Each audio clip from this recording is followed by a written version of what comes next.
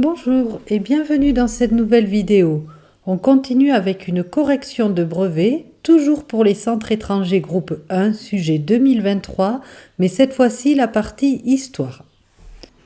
Pour l'histoire, il y avait un sujet de développement construit et un exercice de repérage chronologique. On commence par le sujet de développement construit. Il porte sur le dernier thème de l'année, Françaises et Français dans une République repensée, et là plus particulièrement sur l'évolution de la société française des années 1950 aux années 1980. Je vous laisse lire le sujet précisément. Comme toujours dans les développements, on commence par une analyse du sujet. On repère le cadre chronologique des années 1950 aux années 1980. Comme il s'agit de la France, on peut dire que c'est des lendemains de la Seconde Guerre mondiale et les années 80 pour la France, ce sont les 2 mandats de François Mitterrand, le premier président socialiste de la Ve République. Pour le thème à traiter, ce sont les transformations de la société française. La société française, c'est finalement tout ce qui concerne les gens, les habitants du pays.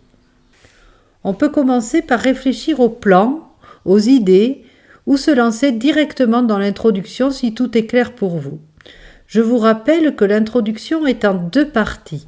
On explique le cadre ou les mots-clés et on pose le sujet sous forme d'une question. Là, ça peut donner, des lendemains de la Seconde Guerre mondiale aux 2 mandats de François Mitterrand dans les années 1980, la France se transforme profondément dans de nombreux domaines. Dans ce contexte de grands changements, comment évolue la société française, le quotidien de la population ? Le plus simple ici, c'est de choisir un plan thématique avec une partie pour un type de changement. Cependant, pour ne pas faire trop un catalogue, il faut faire attention de rassembler les différents aspects sous des thèmes communs. J'ai donc choisi 4 parties. La première concerne les changements dans la composition de la population. On peut parler ici de la démographie avec le baby-boom, cette période de forte natalité de 1945 à 1975, l'augmentation de l'espérance de vie. Il faut savoir qu'on a gagné près de 20 ans d'espérance de vie depuis 1945, et la part des personnes âgées dans la population. Pour la composition de la population, on peut parler également de l'immigration, avec la création en 1945 de l'ONI, l'Office national d'immigration, fait pour attirer les étrangers en France afin de venir aider à la reconstruction du pays. Dire que ces immigrés occupent surtout des emplois peu qualifiés, ont des problèmes de logement, puisque dans les années 1960, il y a encore des bidonvilles comme celui de Nanterre, où vivent beaucoup d'immigrés, et la xénophobie qui s'est accentuée avec la fin des guerres coloniales et la crise économique à la fin des 30 Glorieuses. Dans un second paragraphe, je parlerai des changements dans la façon de vivre des habitants, avec tout d'abord le lieu de vie. L'urbanisation qui caractérise toute cette période, les gens quittent les campagnes pour aller s'installer en ville, c'est ce qu'on appelle l'exode rural, et dans les villes, de nouveaux quartiers apparaissent comme les fameux grands ensembles dans les banlieues, avec les tours et les bars construites pour la plupart dans les années 1960 et 70. Le troisième paragraphe pourrait parler des vagues de contestation sociale, en particulier de la révolte étudiante et ouvrière de mai 1968 à la fin de la présidence de De Gaulle, qui montre de nouvelles aspirations de la société française. Dans cette partie, on peut aussi aborder la place des femmes, une affirmation politique difficile depuis l'obtention du droit de vote en 1944, le mouvement féministe qui s'affirme, qui réclame une augmentation de la place des femmes dans différents secteurs de la société, et la loi Veil en 1975 qui est devenue un symbole de cette émancipation de la femme avec la légalisation de l'avortement sous certaines conditions. Enfin, on peut faire une dernière partie sur les nouveaux défis des années 1980.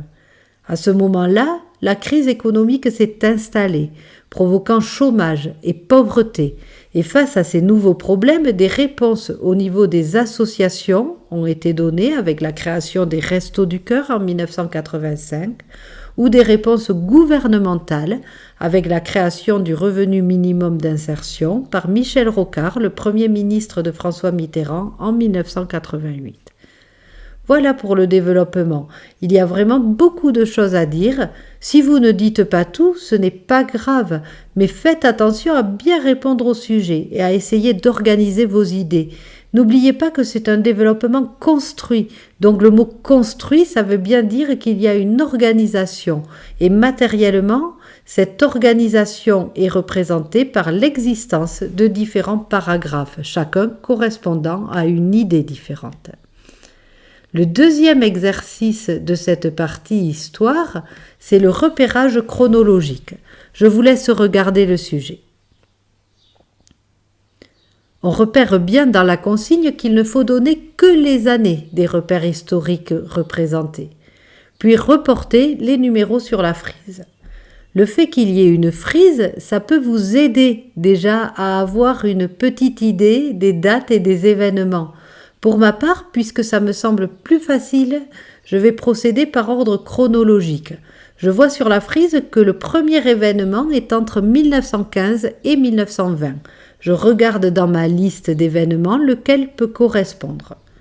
Là, c'est le numéro 3, l'armistice de la Première Guerre mondiale. Donc l'année que j'inscris, c'est 1918.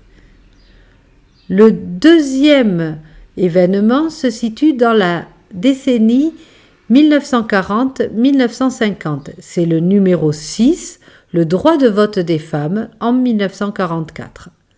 On continue avec la décennie 1960-1970. Là, on voit deux événements rattachés à la personne du général de Gaulle. En 1962, le président de la République est élu au suffrage universel direct, ce qui renforce son poids et affaiblit celui du Parlement, qui jusque-là menait cette élection, et la manifestation étudiante sous De Gaulle en 1968. Enfin, pour la décennie des années 1980, on a l'événement 5, avec l'élection de François Mitterrand président de la République en 1981, et l'événement 4, la chute du mur de Berlin en 1989. Voilà, c'est terminé pour ce sujet d'histoire. J'espère que cette vidéo vous aura aidé, ne vous aura pas découragé si près du brevet. Je vous souhaite vraiment beaucoup de courage pour la fin de vos révisions et je vous dis à très bientôt.